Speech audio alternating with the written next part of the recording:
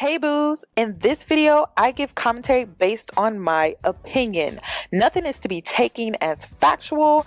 We are just here to have conversation. We don't expose and we don't sip tea on this channel. I'm giving you real talk straight, no chaser. Let's see if you can handle it.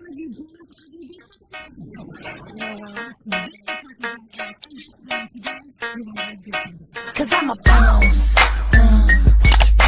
I haven't done anything for you to be proud of. Of course you have. You are marrying a man who can support you.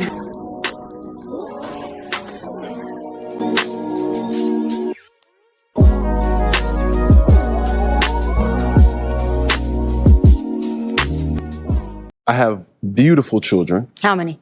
8. I didn't do my research. I thought it was 4, but 8. Okay. No, baby. Cool. It's By how 8. many women? 3. And this is the kicker. I want more.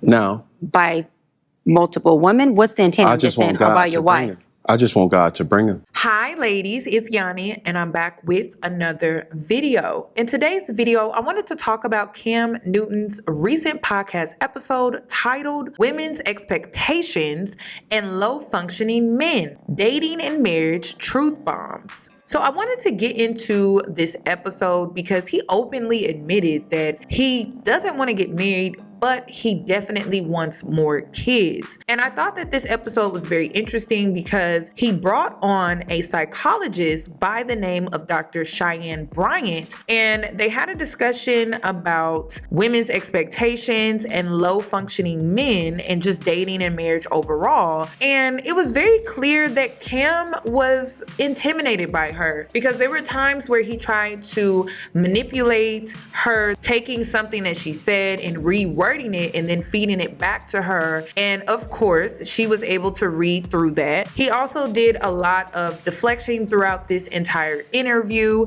and it just made the interview unbearable to watch because it was a man fighting for control, trying to regain control through this interview, and he was unable to do that because he was having a conversation with a woman that could easily spot manipulation that just could not be manipulated easily. One thing that was definitely exposed, Cam's cognitive dissonance within himself, where his discomfort was on display throughout this entire interview, which was what made it so unbearable because she was providing information that highlighted the fact his behavior does not align with his true values and his beliefs, and that triggered him throughout this entire interview. I understand a lot of people see my situation and not think that I'm not high functioning. What situation?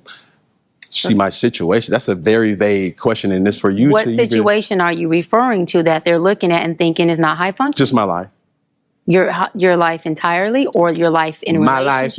My life. See, don't deflect. Let's stay here. Your life entirely, or your life in relationships? Both, really. And they think that you're low functioning. No, I don't. You just said people see your life and think you're not high functioning. The opposite of that would be low functioning. No. Okay, so here you go. You're trying to take my intentions away from this. Can I correct it? Yeah, go ahead. Or can I give you more? Yeah, some more information. Heck yeah. So I'm not married, right? I have beautiful children. How many? 8. I didn't do my research. I thought it was 4, but 8. Okay. No, baby. Cool. It's By how 8. many women? 3. And this is the kicker. I want more. Now, By multiple women? What's the intent? I just want God about to your bring wife? him. I just want God to bring him. Oh, okay. And you have, so you just Because my point is this. My desire to get married is lower than my fear of divorce. So, as you had said, Dr. Brian, you said it, I didn't say it, I will agree. I'm just taking my time.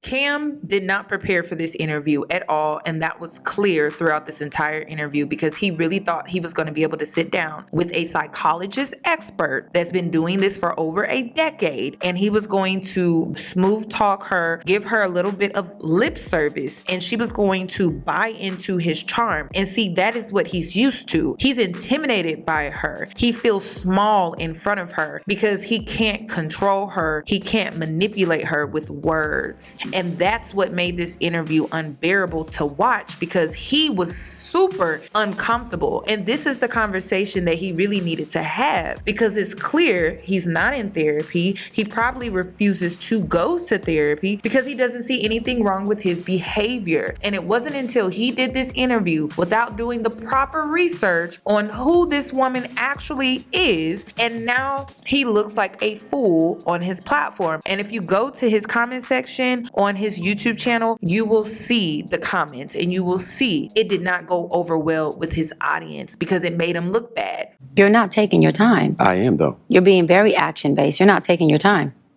You're being very action-based. I'm taking my time. You're being very action-based. You have 8 kids with 3 different women. Yes. You are creating, procreating, and multiplying. That is not taking your time. You're being very selectively active. Okay? So you're creating, and disclaimer, the kids are innocent. They are beautiful and amazing. Anything I say has nothing to do with them babies, because I can't wait to be a mom, and I love the kids, period. But you are proactively choosing where you want to be active at and where you want to take your time.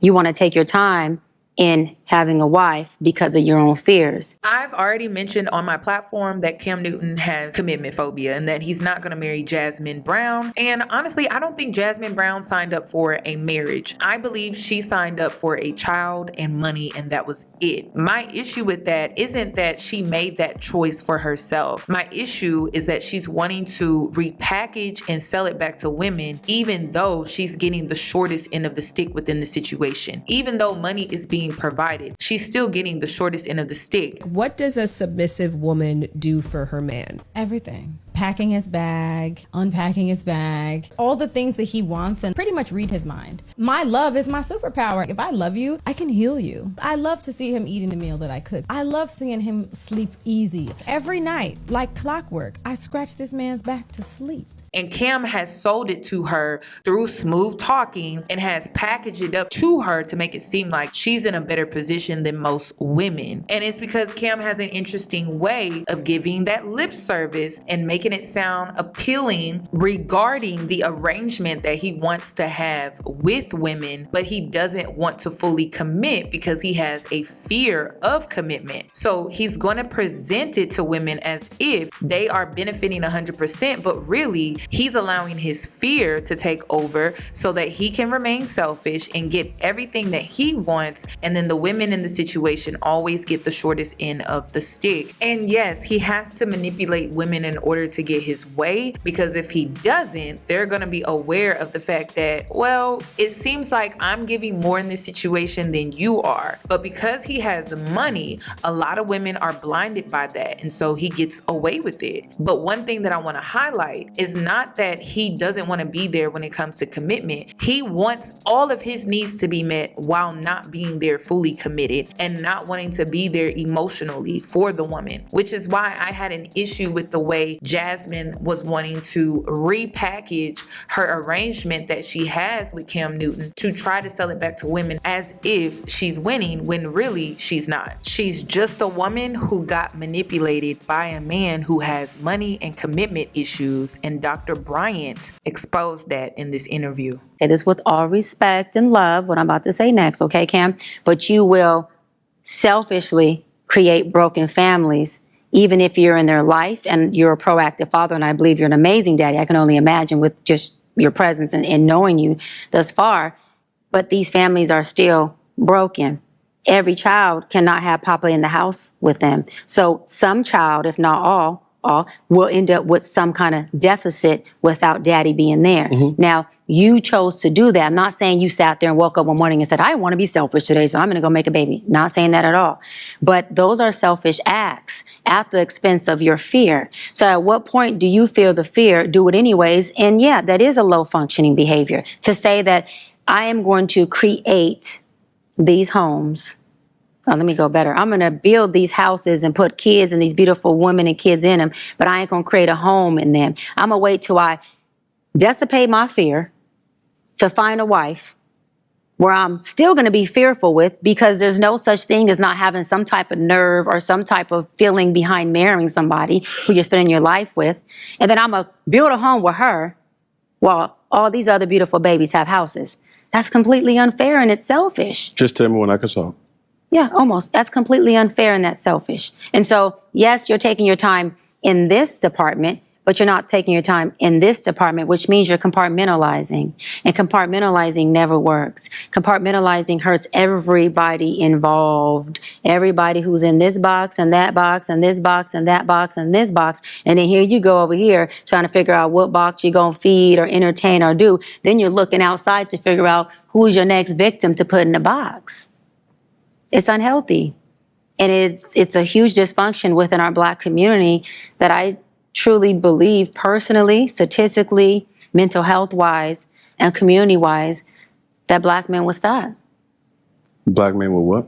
Stop doing that, that they would stop that dysfunctional behavior of compartmentalizing and creating houses, not homes, and then finally a home with the wife. And then you have all these other houses that are homeless. But you over here, at some point when you do get a wife, if you do, I'm saying if that's what you want, you will. You'll get whatever you want. You're trying to create a home. Totally dysfunctional and extremely, that's the epitome of selfish. Epitome of selfish. I'm done. You can go for it. Okay, say less.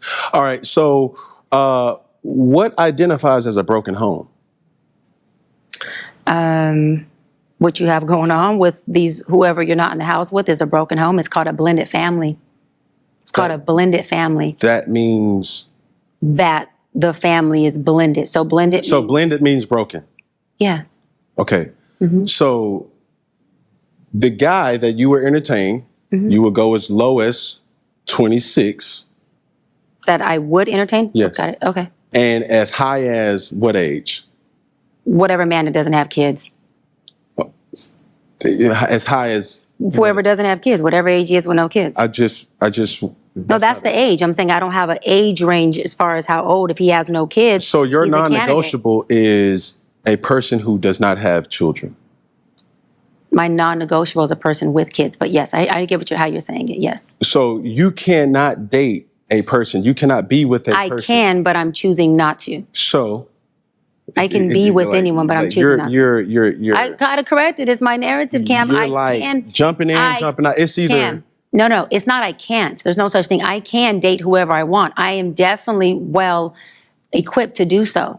Okay. So I'm not going to allow that word to be something that fits what I can't do. I'm well equipped to date anybody. Yes. My preference, Yes. because there's nothing wrong with a lot of men who have kids. So I don't want to put that narrative out there. Yes. My personal preference is I would not choose to date a man with kids. Okay.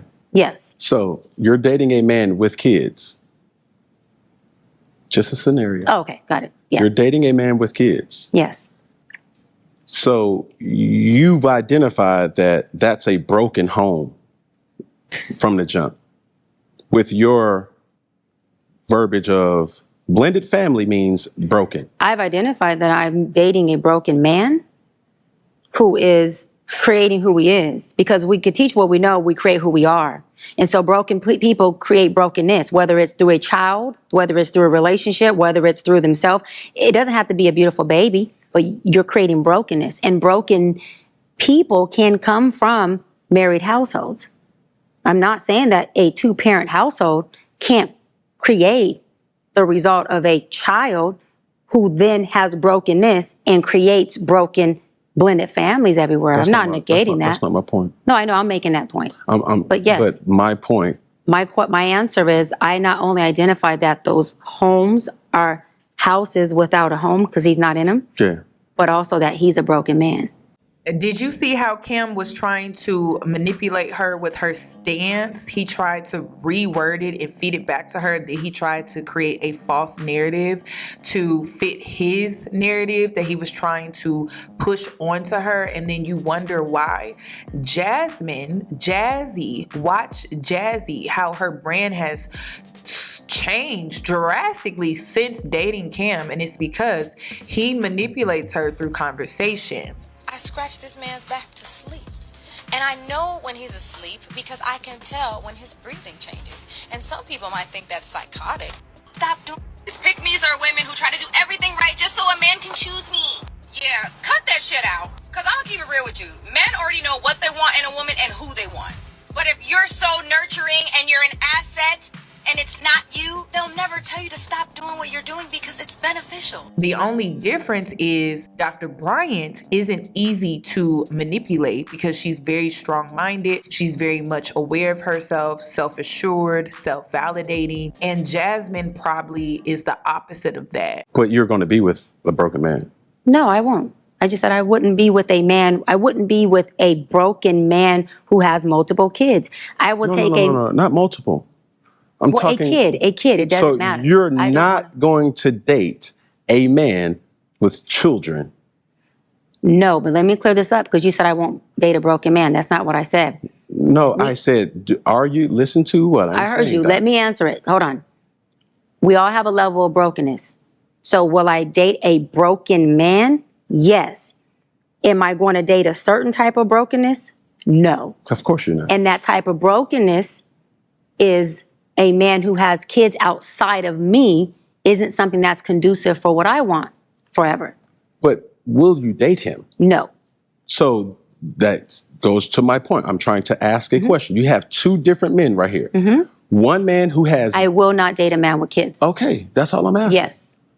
I will not. Do you understand, just off of the statistic, Dr. Cheyenne Bryant held it down. She checked this man with class. And I loved this episode. So you ladies, let me know down below in the comment section if you would like for me to do a full reaction and breakdown regarding their episode on his podcast. Also, if you would like to add to my commentary or if you would like to give an opinion, make sure you comment it down below. I would love to hear from you. Thank you for watching. Thank you for tuning in. Please give the video a thumbs up and I hope to see you in my next one.